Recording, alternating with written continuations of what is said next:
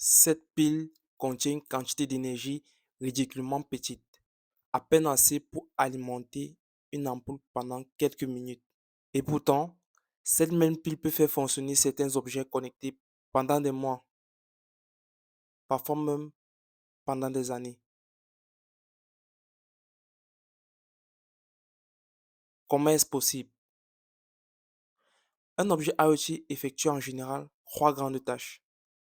La mesure d'une grandeur avec un capteur, le traitement des données ou encore la communication de données sans fil. Parmi celles-ci, la plus coûteuse en énergie, c'est la communication sans fil.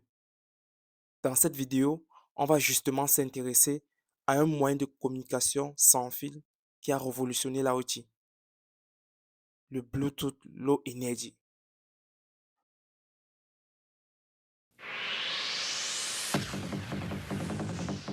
À la fin des années 90, les appareils électroniques se multiplient.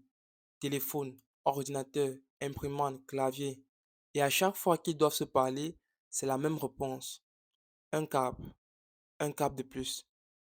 Les constructeurs de l'époque s'allient autour d'une idée simple.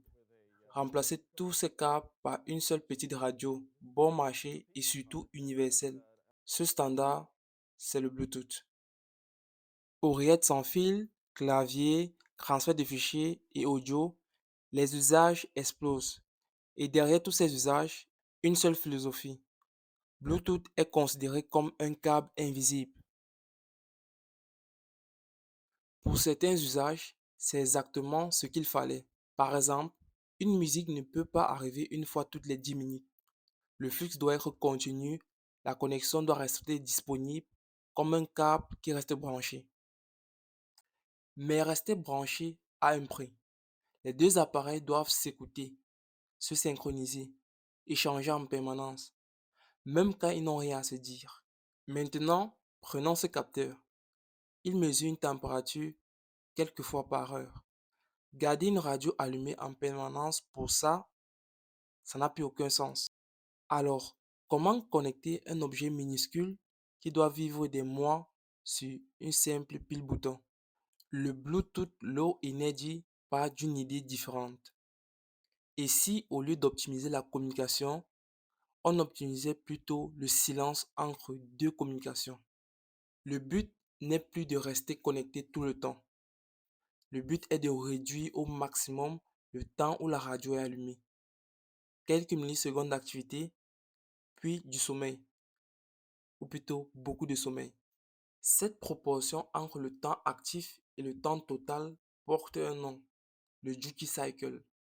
Et toute la philosophie du BLE tient en une ligne. Rendre ce duty cycle extrêmement faible. Concrètement, la majorité du temps, un objet BLE dort.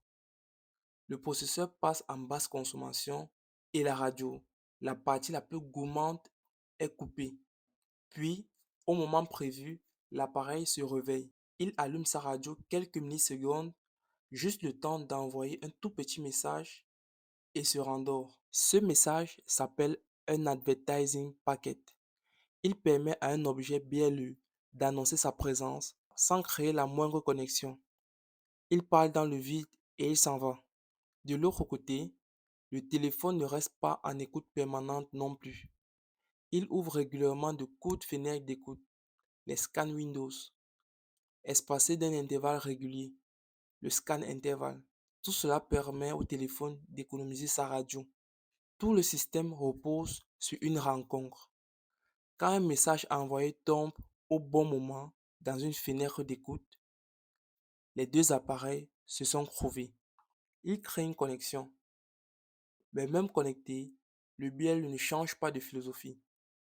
Pas de ligne ouverte en continu, des rendez-vous. Les deux appareils se réveillent ensemble à intervalles convenus. C'est le connection interval. En résumé, voilà toute la mécanique du BLE. Dormir par défaut, annoncer brièvement, écouter par fenêtre, se donner rendez-vous. Quatre mécanismes différents, mais un seul objectif, que la radio soit éteinte plus de 99% du temps. La révolution du BLE, ce n'est donc pas une radio plus puissante, c'est une radio qui a appris à être absente. Mais une fois la rencontre faite, une vraie question commence. Comment ces deux appareils organisent-ils ce qu'ils se disent? Comment le téléphone sait-il qu'il parle à un thermomètre? C'est le rôle d'une structure élégante appelée GATT. Et c'est ce qu'on verra dans la prochaine vidéo.